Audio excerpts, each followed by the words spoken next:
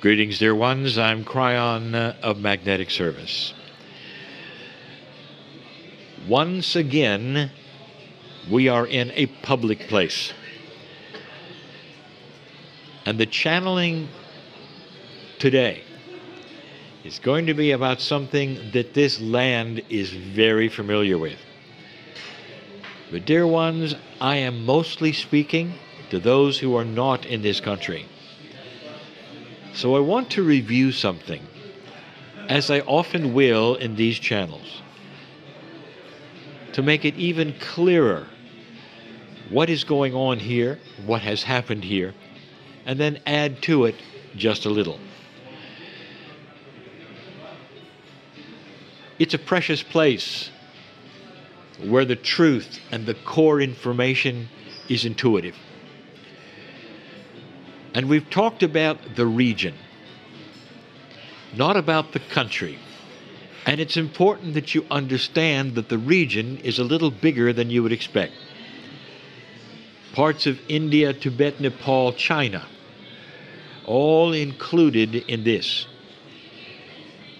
If you take a look at some of the core belief systems which began here, in the civilization you are living in now, it was the origin of the whole idea of connecting to Source individually, one by one, personally. And this is a review, for we've given you this information before. I want to reiterate, to repeat, that this is not a grid. It doesn't belong to Gaia. This is the seed, the golden truth that was put in this region so that it could spread from here. Be found if you wish to find it. And again, I will say, the difference is remarkable. Those who awakened in this area immediately went inward. Those who awaken in other areas must follow prophets and other things that would lead them to the same core truths, but in a more difficult way. There is more empowering here to the individual, for they sit in a land that has this attribute. The metaphor that we gave you was the golden globe, a wonderful seed golden truth that rings so well and so compassionate in this area. It speaks of compassion and kindness and joy. And these are the attributes, again, we will tell you to look for in the holiest of holies in this holy place.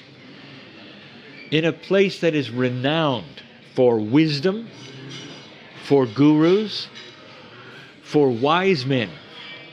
Look for the joy. For this is the truth of who is that truly connected person and who is not. And that's what we wish to talk even more about now. The connectedness is the oneness that we have described that an individual can have. And there are many kinds of oneness. And I wish to describe a little more about that. You can imagine, can you not, how many kinds of meditation there is in these places.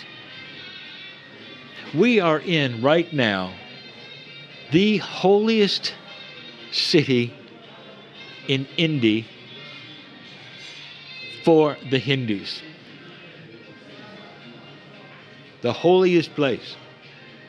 So you might think to yourself, in India, this would be some of the most profound meditation places here. That's not exactly so. We will talk about that at another time. But I wish to talk about meditation. How many kinds of meditation do you think there are? And what does it mean? Are there things about it, perhaps, that are more complex than you think? So I wish to just tell you a little bit.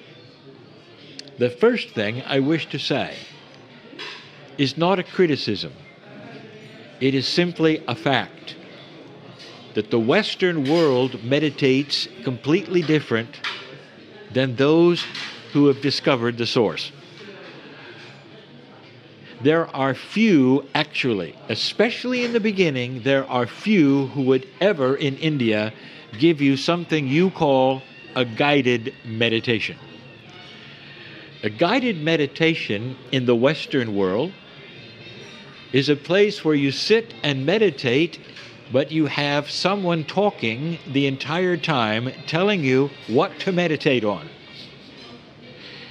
Think about that.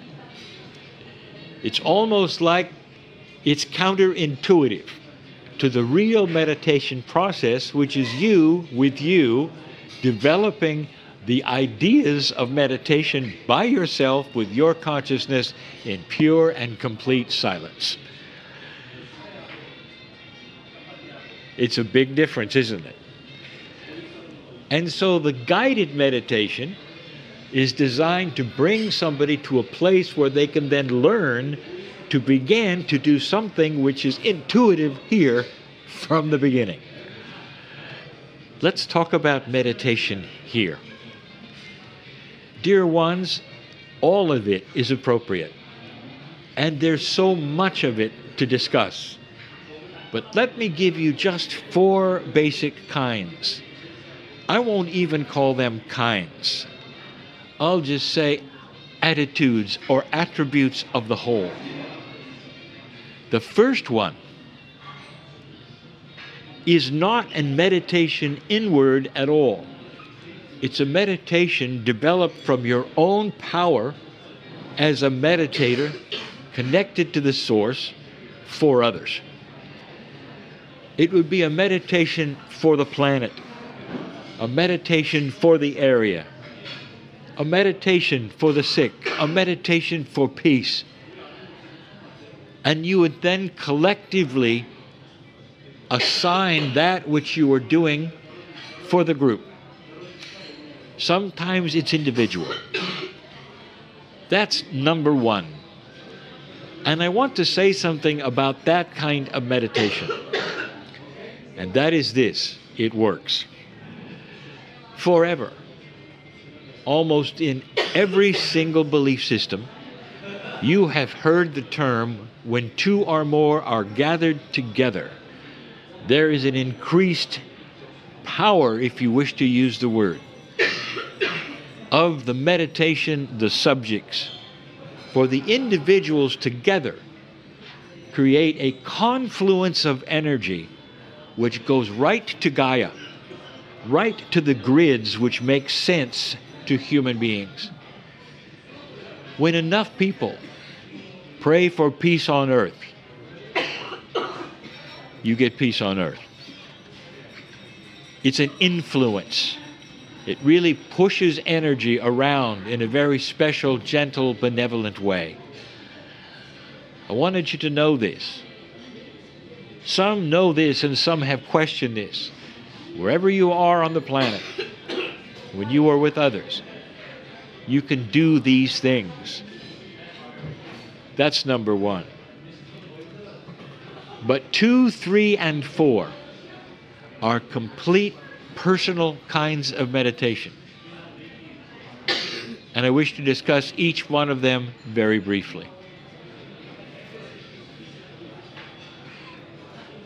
Number 2 is meditation for peace within. This would be those who are in anxiety, and they are meditating for themselves appropriately so that they can be not part of the world around them, but the part of the world within them. And inside you is that piece of gold, the higher self, the connection with God. And in that, you wish to find the peace that will go beyond any anxious thing. This is a person who believes that they can change themselves, especially in the area of anxiety, fear, worry.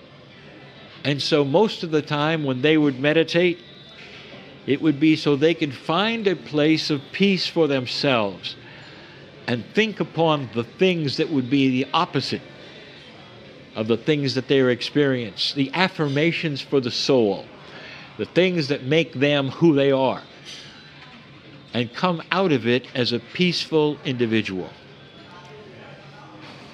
That's 2.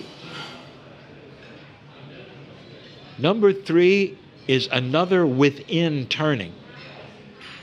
That is when you start to work on your own cellular structure. Not necessarily just for the peace over anxiety and fear, but a complete and total cellular recalibration. In this, you pray for yourself, for the healing of your body, for the body processes to be appropriate and clean and pure. You might even see within yourself the clearing of your own akash, the clearing perhaps of karmic energy, which we've told you is now under your control. It is an inward meditation that can even change the physics of your body. We have told you before that you can touch the multidimensional parts of your own soul, of your own structure, thereby changing the physics around you to be different than everyone else's. Not to elaborate too much, but it's an inward, very specific meditation where the very cells are one. So far we've told you about the meditation for the oneness of humanity. The second kind of meditation is the oneness for peace within. The third kind is the oneness for cellular structure. And I'm going to say something that is confusing to you. In all of these that I've discussed, have you literally touched the piece of the Creator that is gold within you yet? Have you connected your piece to that which is on the earth here yet? And the answer is not necessarily. We told you some time ago that you could have peace within your own soul and never be connected to Source. This has always been something that you can do for you. You could even have someone bend spoons and have physics change around them and not be connected to Source. That's the power you have of the human being.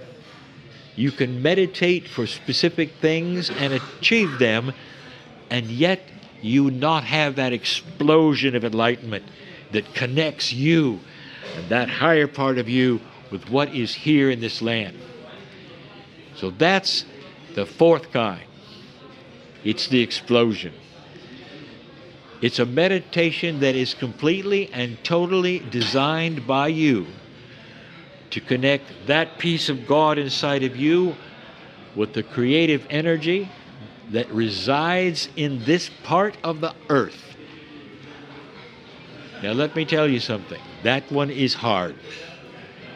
But I'll tell you something else. If you are accomplishing it even a little, it also covers number 1, 2, and 3. It's all together. And the thing that makes it tough is that for the first time you're dealing with pure, non-linear oneness. It becomes a oneness with the creative source, which is not linear, which is multidimensional. It's the search for the seed of the Creator in you and the connection to it. And when you find that, dear ones, that's when the joy starts, because all of the other kinds of meditation are automatically part of number 4. That is the big one, the hardest one. It is the one that you want to sit at the feet of somebody who has done it and listen.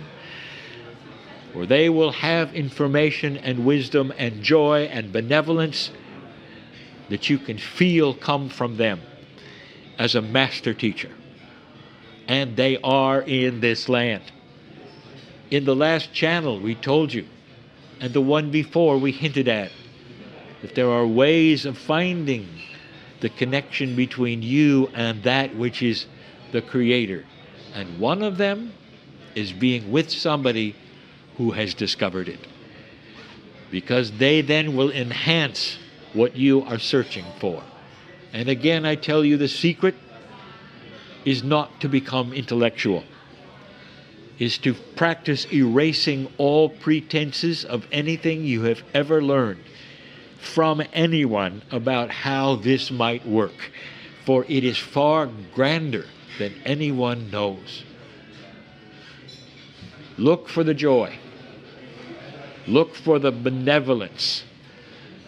And that is when you will know that you are close to finding something that is not that elusive, especially here in this place. And that is the teaching for the day, coming to you from this restaurant. And so it is.